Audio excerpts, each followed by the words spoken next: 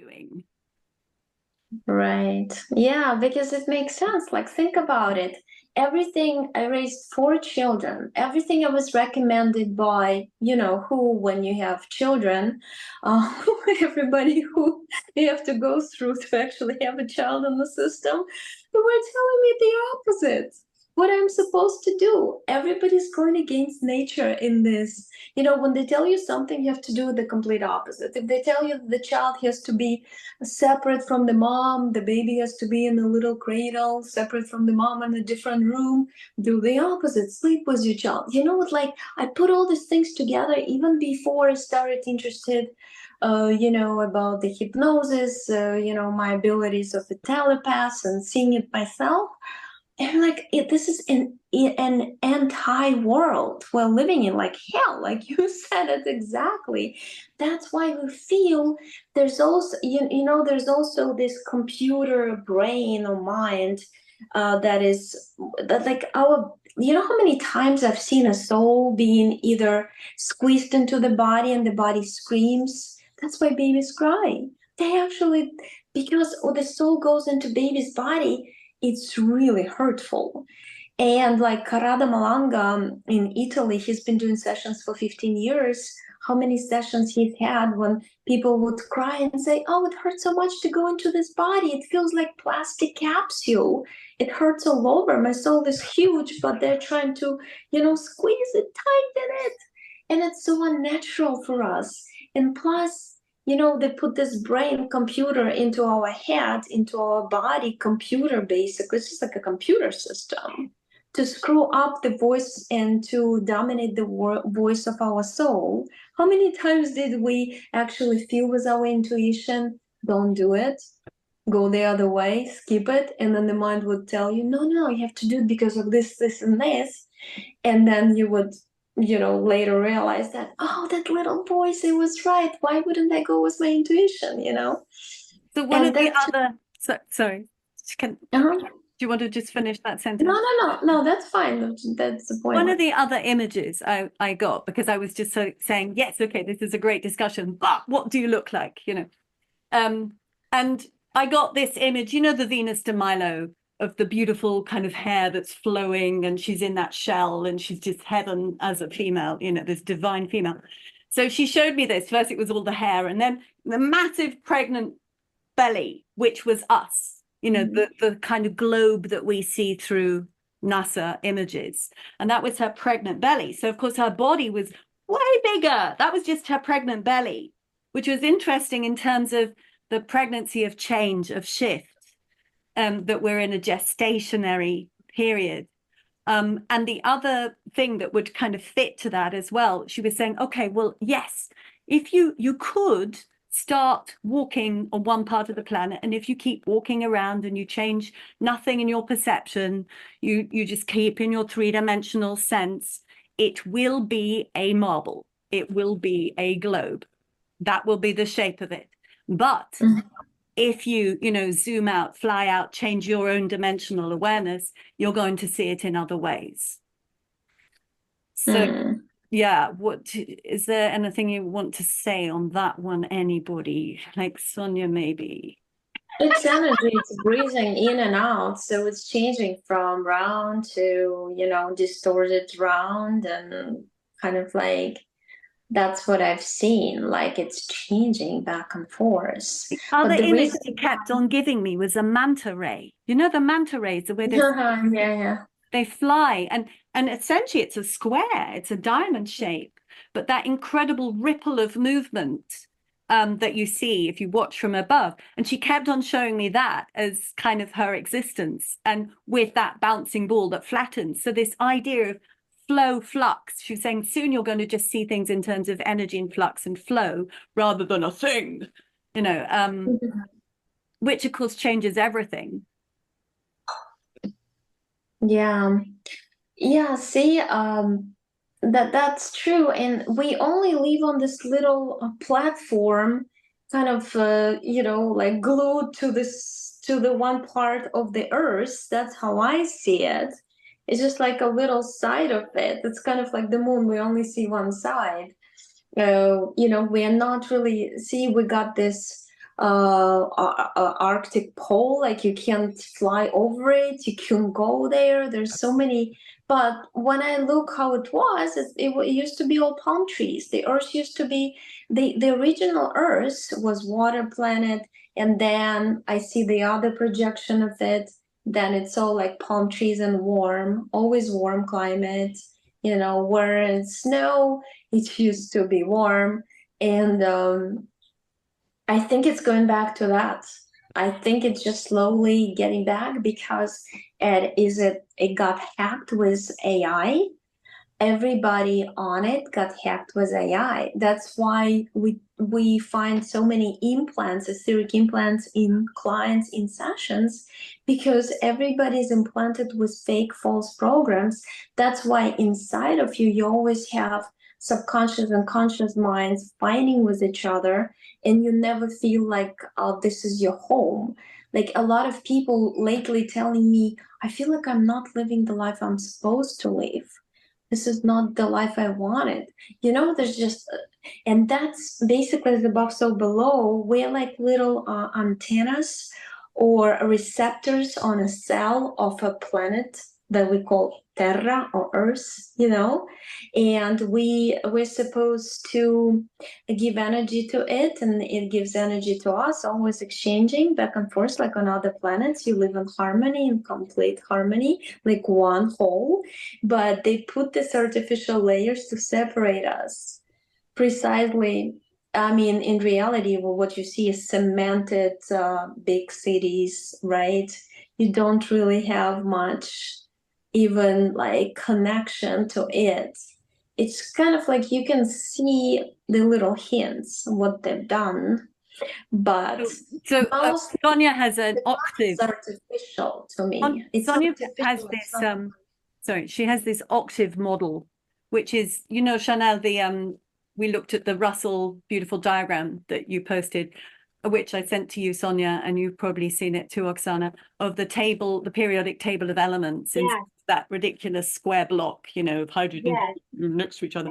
That beautiful, literally, it's like a DNA molecule, isn't it? It's a frequency wave of yep. alchemization from element to element. Just as in nature, the plants are always synthesizing different elements, and the scientists go, "What? How did they create that mineral there?" Because they made it. But in that sort of this sinuous wave and octaves. And Sonia put out a very strong kind of point about octaves of ascension in the movement. And I know, you know, Oksana, you're always talking about the shift, and, you know, Chanel, I know this is this area you work in. So how does that tie in? Because essentially we're all going to have these pieces of information. We're talking about the same thing, but we're all these beautiful, brilliant points of source with another piece of the jigsaw. Oh, I'm so excited. Very red from excitement. I know there's so much to talk about I too, and it's hard to put it like all together after all these years of research, you know? so this is going to be, you know, rather than inspirational, it's going to be an inspirational video. Mhm. It will just set off something in anyone who watches it. That's what I believe it's going to do, because, Right. you know, each of you is rather an enormous energy being. And when we've got four of you come together, you know, it's quite interesting to be Yeah, that's British fun. about it. Oh my I God, have I should to show my daughter your background because she was 2.5 and she told me all the story how she used to be an elf, big mushrooms, houses, a little bunnies playing, and how she got captured by reptilians and she was told that they were gonna take her to see well beautiful planet named Terra, and it has a lot of it that well they actually told her it had more animals than your planet does, and she was curious. She was just a little elf girl, and she got, yeah, and it all came out in her session when she was 9. She went into Wow. trance. It was so easy for her. Yeah, Yep. I had that session still up. Yeah, But Oh, she's that's amazing. cool. stayed really open, hasn't she? Your daughter, she's still. She still is. She's 14, and she now like she collects little herbs outside, dries them up in the books, and attaches them with a scotch tape on the wall. She says, "Mom, when I grow up, I'll be living in the woods. I miss the woods." Have you given her the Anastasia books to read? Because she would love those. She'll just turn Well, into she read your Anastasia. books. She Oh, well, read I know those. she had my books, which are along that vein, I know. Yeah. But before my books, I read Anastasia, which you know, The Ringing Cedars. I'll send you a link. I'm sure Yeah. You told me about it. Yeah, she would before. she would love those. She She might just leave home and say, Mom, I'm just gonna live in the woods. Yeah, it's just like her nature actually, even now becoming a teenager.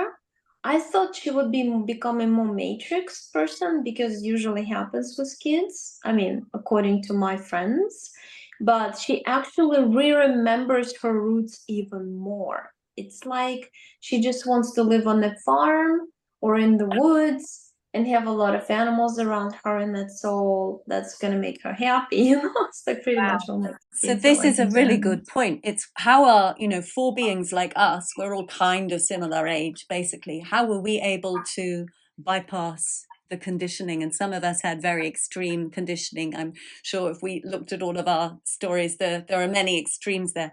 But we were able to keep it alive. And I would suggest it's because of our soul resonance with the planet as well. So for me, I know my staying open was very much managed with the beauty and the abundance and the love of the natural earth. That's what always carried me through to remain authentic to myself. So in terms of how do people, you know, how does a 14-year-old stay authentic and pure as she is and connected, and then how do people, you know, we talk about waking up. Yeah, great, it's wonderful when new people come into themselves and awaken up, but also that staying true to oneself despite everything, and the children being able to stay true and open up naturally despite everything. So these are the kind of issues that come up. I think the very first thing is it depends on the being that you are, because each one of us is that individual and different and distinctive. And if you're not a very strong being, you can be swayed. So anyone who has remained true to themselves, regardless of all the opposition around them, it's because they themselves are a powerhouse and strong in who they are. And it doesn't matter what age you are, because remember, you're eternal. So let's It's apply very that true. then to the earth, because if she, let's just say, if she's had, you know, various species that came on and created this technological matrix structure of control, and then let's say there was something else, you know, this a dark entity, this Sheol, this layer of hellishness being brought in and tacked on to her, possibly, you know, who knows?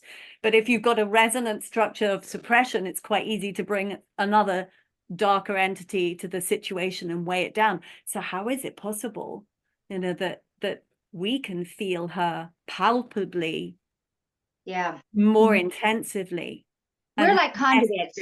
yeah, with We are we are conduits. conduits, Not but what about her as well? This, you know, the resilience, her own ability to defeat all of this structure. That would be a wonderful thing to look into. The only reason she took on the role to begin with, to be the base of all, was because she was one of the strongest to begin with out of all the energy beings in the archonic reality. And we needed to have somebody strong to build upon in this archonic reality. So basically, the strongest of the strongest solidified herself and became the base of everything. It's a connection that the other energy beings agreed upon before we came into this entire physical 3D reality. And we have a connection with her. And you can feel it. You go outside, you feel it. You feel it in the trees, you feel it in the water, you feel it in the sky, the ether. It doesn't matter. You have the connection. You are literally the conduit from the ether to the ground, which is her. The ether is her. The ether is her thought. This is the Akashic Records. It is her. All of it is her. We're still inside of her, because even it's like us. We have a biofield that extends 25 feet around us, 50 foot in circumference. So does she. And so even if we're standing on top of, we're still in the biofield. You can consider it her ether. So Sonia, if you took that image I said of the pregnant woman with it, here's her beautiful flowing hair, her thoughts, the etheric realms, and her body, and then here in the belly is the Kugel is a brilliant German word, this little round ball that we call the earth, you know. So yeah, way bigger, way more. And that sense that she could just walk across the galaxy, you know, because we're Yeah. just in her belly. I mean, Well, that suddenly frees us up. I do want to add this because you know this because you've seen my stuff. I'm a remote viewer. I have the ability and have been born with this ability. It's not something I just developed, I've always had it. So it's second sight. We all have this ability depending upon your connection to your trinity. Your brain is a part of your trinity, your heart being the connector to the trinity, and your gut is a part of your trinity. They have severed our trinity, which is why we don't have our full functioning brain, why we don't have the abilities we once had at one time. This was the takedown of humanity. Okay. So once you connect your trinity and the artificial chakra system put inside of your trinity is a straitjacket, lock you down. Exactly. To take energy from your three chakras. Yep. It's a straitjacket. Once we can get this off, humanity is going through an ascension right now. They don't even know it. For the last 7 years, our bodies have been changing on the inside. Our heart is no exactly. My kids say that it's getting bigger and it's more centralized. That's what my youngest said. She's Chanel, with your measurements of consciousness, are you generally measuring an average higher levels of consciousness? Because I know you do a specific measuring, don't you, in your diagnoses? As far as the planet, or no, for people as in general, the people who are coming to you, are you finding that they are just, you know, they still might have one area that's in dire need, but is there an average increase? Are you finding that? As people raise in consciousness, their realm changes and grows. As people are lower, I know she said 25. I haven't found that in my measurements for every single person by far. I've had some people who have an inch biofield. I've had some people who are inverted. I've had people who are 4 feet, 5 feet, 20 feet, 25 feet. There's very few people that I've found that are 25 feet. But I don't know how she's measuring. But what I have seen is when the consciousness is 25, 50, 100, it's like an inch or inverted, meaning they have to utilize siphon other people's energy to create their own field or do whatever they need to maintain themselves by taking from others. Plants do that too. You can see it on camera and you can see it with people. There's, you know, that whole vampire thing is actual real. But if you start getting into the 200s, 300s, 400s, 500s, that's whenever the field gets bigger. And I think it's a kind of a fail-safe situation because you really don't want anyone who has no conscience, literally, to be able to have actual influence in the world. You know, when there's some people that are walking so much love that you literally feel them when they come in the room. I mean, you know, it's like, whoa, you know, they have such a presence and it's a beautiful thing. And then you also can feel that like icky, you know, when someone comes in and you're like, something's off, you know, you just feel it in your body. And so if someone was like a 25 or a 50, you wouldn't want them to have any power to do anything harmful, you know. Not that it's not harmful to siphon from others, but that's why they have to socially engineer and culturally engineer and do all the things that they're doing with entrainment through entertainment and music and all the things, because they physically cannot influence you or anyone that has any kind of consciousness. So they try to make it so big because they're not big. So they try to use all of these, you know, bells and whistles to get people to be entrained, whether through commercials or whatever, and to keep them maintained at a lower belt or matrix. What the Earth was saying to me when I had my chat with her yesterday is that we could start to understand that, of course, you know, like I could go and visit you, Chanel, and you would diagnose me, look at my whole system, and you would give me, you know, a couple of things that I could take away, you know, stuff, real things, little bottles, and as well as energy. And I would go and I would feel happier and it would be great. Or this other thing as well of this elemental interface with the mind of the earth, that we know that we are an antenna for energy. We know we can become more of an active part of her and therefore participate. It's almost like we are her parasites because we are using her energy, but I don't think it's ever that. I think it is a symbiotic It's a matrix. relationship, I was Wow. gonna like say, an acupuncture Both needle, parasites. from source through. Our minds actually, the last time I spoke with the earth, she was saying it's through our minds, through source connection, that she's getting the new information to wake up. And she gets that in the same way with her interface with the sun, who she seems to just adore. That's kind of the last time she was like really sleepy. It's just like, oh, where's the sun? I love him. She was talking about the sun, but she had been so kind of subdued and sleepy. And it's this wakening, quickening, and we're part of it. So to understand this mechanism, that kind of two-way biofeedback between our consciousness, our alignment, our love of source connection, and then into the planet.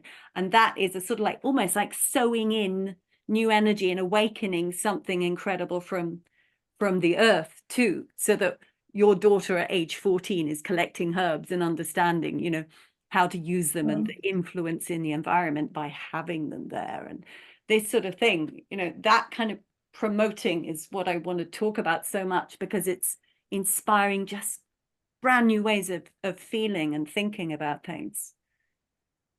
Oksana, do you want to say something?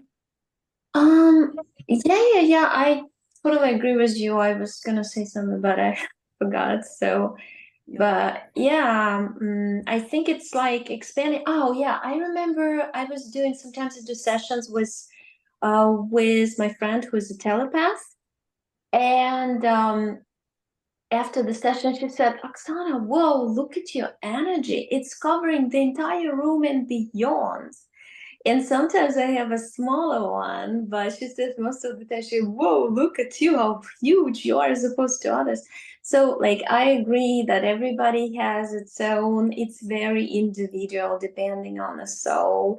And sometimes I see a person, because I'm also a remote viewer, and I feel people, I see people, even with my open night was lately, and they have only 13% of their soul left because the rest is covered, because there's the entities all over, or and some people are like strongly attached to you, to others in the family, and they're just sucking in like vampirically, and they expand their own, but they make those sick around. Yeah, it's crazy what's going on in this system. This system is parasitic. So how do you think, and I think, Chanel, you may be the one to answer this one, but let's just see that as we move into a different paradigm, which is the energetic paradigm, you could say it's the spiritual one, because spirit and energy for me are synonymous, it's the one and the same stuff. But as we move into considering this, and the way that when you look at everything in terms of energy, everything is mutable, anything can change and shift. So we start to look at our world in a different way. Instead of like, this is a glass with this dimension and it's always going to be like this, we start to see that it may be able to shift and change. So we have to find also a new way of quantizing it, like we measure consciousness or the size of our field. In the same way, when we're trying to communicate ideas to our children for the future, when we're teaching ways of healing and receiving information, the way we all go into the cosmos to or allow ourselves to receive from infinite sources, how do we start to quantify this and to put it into science is, God knows what we're going to call science, but currently science, because it ain't science, it really isn't. Yeah. But the new thing we're making, which is probably the nearest thing we can get to it, call it, is the new physics, but that's 107's kind of term, which I'm not so sure I want to use. So any thoughts on this as we shift with our minds, with our hearts, with our entire awareness, and we start working on an energy way, energy levels, energy perception of everything? How do we start to kind of measure? And you've started this with some of your measuring tools, haven't you, Chanel? Because you have to calibrate things to a certain level to work with someone. And do we need it? Can we just go feeling and receiving, feeling, doing, Do we need anything like that? I mean, I think because of all of the everything that's been done that's like engineered against us, that these tools help for us to stay above the snake line. Do we need it? I mean, it depends. It depends on who the person is. But with all the, and with everything in the entrainment and all the different frequencies that are going on, not just with 5G, but just the thoughts and the consciousness of the thoughts and, war and la la la la la. So, I mean, need is a strong word, but it helps for sure to listen to good music or be around good people or eat good food or all the things that all carry frequency that help that entrainment, as well as the tools like you mentioned as far as biofeedback or PEMF or ozone or things like that can help with frequency as well. So tuning forks, sound baths, all of those things, everything helps. And I believe that those ideas came from somewhere to create those things for some reason to support us and help us, because maybe they think that there were people who were nefarious who were going to come up with all this bullshit to like try to come, make it different and take it over. And so in the end, love wins, truth wins. And, but that's why I'm a naturopath, is I want to help people to remember how to do the things that are natural. And I wish I had like 15,000 of your kids, 14-year-olds, I wish she should be teaching tons of everybody how to do what she's doing just naturally, just being her. I just have chills like over some of these new generation people coming up. Like I had lost so much hope about the world, and I just interviewed this girl who's 14, and just to listen to her talk, she sounds just like your daughter. I'm like, oh my God, there's hope, so even pure souls like that, they're alchemizing, just being in their existence here, just to be alive, just to breathe. There's just their being, their field is alchemizing. So It's like all four of us, we are ones who we can receive any information we want by directing our intention. That's why you're drawn to use tools that could be like a ladder for people, a bridge, maybe a bridge. In the same way, when you work as a telepath, Oksana, you're kind of this intermediary. In the same way you, Sonia, when you're bringing forth information for someone, you are an intermediary. We're kind of we are the ladders or the staircases, So and we calibrate through our feeling, which is a science. It's a high science. It's just that we haven't got any vocabulary to describe it, but we know when something is true for us or not true. We had that sense of knowing the different kinds of chills you get, different parts of your body, different intensity. It is a science. It's just that at the moment we feel it intuitively and we act upon it and we share it. But as we will be the teachers, we are the teachers, we're sharing it and we're building different kinds of bridges and staircases. And so what do you want to say about that, ladies? Well, I'd like to say something. Have you ever noticed that the ones that are waking up first are the women of our age, and they're women? There are a few men, there are a few younger ones, but the majority are us. It's a good thing we got Matthew coming in later. Energy of creation, the strongest energy. Yeah. It's our age group and it's women, and we are the forerunners. We're taking back the reality that was once ours to begin with. When they came in and they broke the female down, because the female would never be in a reality where there would ever be murder, where there would be deceit, because we love our children. We're designed to love our children. And at that point, we love all children. So they had to take down the femininity out of this reality in order to conquer it. Why do you think we've been so downtrodden and abused and raped and you name it, on and on and on? We're coming back to our own. And this is directly Gaia coming back through us saying, okay, it's time, step up, do your thing. You're the originals, the females, I'm not going to say rulers, but you have to be the way showers. It's important to show everyone around the strength, isn't it? The strength. I was just, as you said that, So, you know, my three beautiful children who I loved above all everything and gave them the freedom to develop. And my mother, who was occupied by entity and reptilian, did her best to remove them from me with my ex-husband. And what she used against was she said I was using them as guinea pigs. And of course, what I was doing was enabling them to be their true, authentic soul selves. That's what I was allowing. But she was hijacked and kidnapped by the system. There's always Reason- somebody around. You know, it was a tragedy for me. It was a tragedy for the children.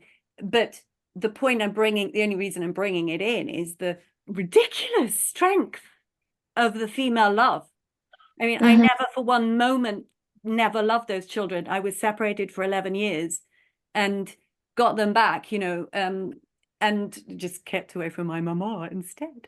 But, you know, that is crazy strength. That's like being in labor for 11 years. You know, it is a fascinating thing to see the true kind of strength, resilience of female. Now, here's an interesting man just coming in who is a great remote viewer. So we're going to, he says Jack Frost, but ignore it. It's Matthew. He has two different names and his channel. Hello, Matthew. You're coming in a moment.